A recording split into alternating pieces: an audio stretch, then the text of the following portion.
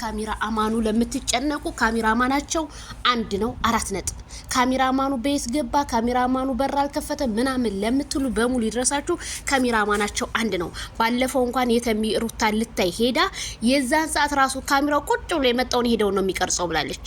ስለዚህ እኔ ምላችሁ ስለ ካሜራማኑ አትጨነቁ። ካሜራማን አንድ ነው። የሚከፍሉ በኢትዮጵያ ኑሮ ውድነት ካሜራማን ቀላል አይደለም። ኢዴት አለ፣ ብዙ ነገር የሚያደርጋችሁ ታምሌል መስራት አለ፣ ብዙ ነገር አለ። ስለዚህ ካሜራማናቸው አንድና አንድ ነው፣ የሁሉም ማለት ነው። 4 ነጥብ። የተቀመጠ የተወጣ የሚያገባን ታሪክ የለም። ካሜራማናቸው አንድ ነው። ግልጽ ይሁንላችሁ ብዬ ነው። ዜድ ስለ ካሜራማኑ መረጃ ላላችሁ ይሄ ነው እውነታው። እና እንግዲህ ቲክታክ መንደሮች በጣም እያጧጧፉት ይገኛሉ። አብሶ በዳኒ ሪያል ሾው ሰው በወደቀ ጊዜ ከጎን ሆኖ እውነታውን ስለተናገርክ በዚህ አጋጣሚ እናመሰግናለን። አብርሃም ያለበትን እውነታን የተናገረው ብዙ ልጆች ዳንኤል እንዴት ሩታን ከዳት?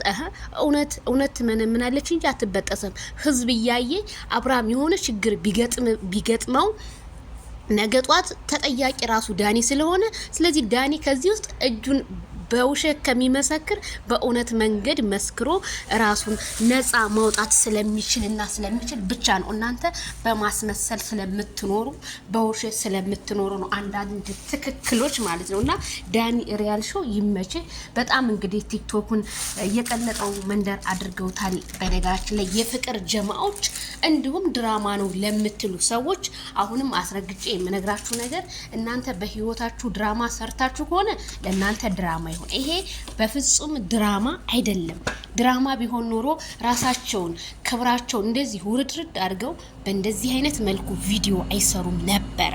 ስለዚህ ሩታ እንደዚህ እያሻሸች የተለያዩ ነገሮችን ህዝብ እስከሚነቃባት ድረስ ራሷን ለማሰደብ ያደረገችው ሩታ ናት።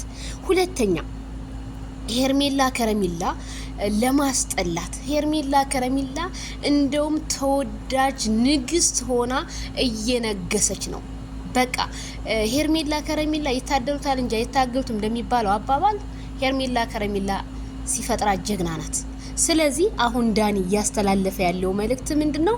ለሁሉም እንዲደርሰው የምፈልገው ዳኒ ሁላችንም በአንድ ላይ ተሰብስበን ይሄንን ልጅ እናትርፍ፣ ህይወቱን ወደ ቤተክርስቲያንም ከሆነ ጸበል ምናምን ከሆነ ያንን ነገር እናድርስ፣ እኔ ዛሬም ነገም ከጎኑ ነኝ ብሏል ማለት ነው። አዎ አይተነዋል በሚዲያ ላይ አብርሃም ታደሰ ይሄ አልነበረም ያጫወታው፣ ያ ሁሉ ነገሩ ደብዝዞ የሚያወራው ነገር ሁሉ ጠፍቶበታል ስል እኔም ከዚሁ አሳስባለሁ።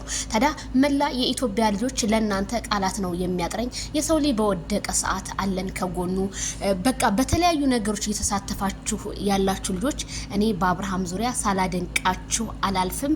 ክበሩልን። ሰው ማለት ይሄ ነው ማለት ነው። ስለዚህ እንደዚህ አይነት ከኢትዮጵያ ምድር ውስጥ እንዲጠፋና የተሰሩትን ሴራዎችን ተሯሩጦ ማክሸፍ እንዳለባቸው ዳኒ ሪያል ሾው ነገም ዛሬም ከቡዛዬ ጎን ሆኜ እጋፈጣለሁ ብሏል። ሂድበት ዳኒዬ፣ እኛም ከጎን አለን። ላይክ፣ ሼር፣ ኮፒ ሊንክ፣ ሪፖስት በማድረግ ቲክቶክህን አለን እላለሁ። እንደዚህ አይነትማ ወንድሞች ጀግናዎች ሲፈጠሩ ከማይክል ጎንማ ሲሆኑ እኛም አለን።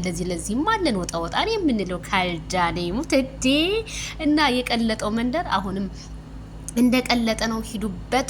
ቲክታከሮች አንበገርም ብለዋል። ይሄ ድራማ ነው ያሉ የሚጽፉላችሁ እነ ትክክል ስለሆነ እነ ትክክል ሩታን ያለችበትን ቦታ ለመሸፈን ስለሆነ የሚሯሯጡት ይሄ ትክክለኛ ህይወት ነው፣ ድራማ አይደለም።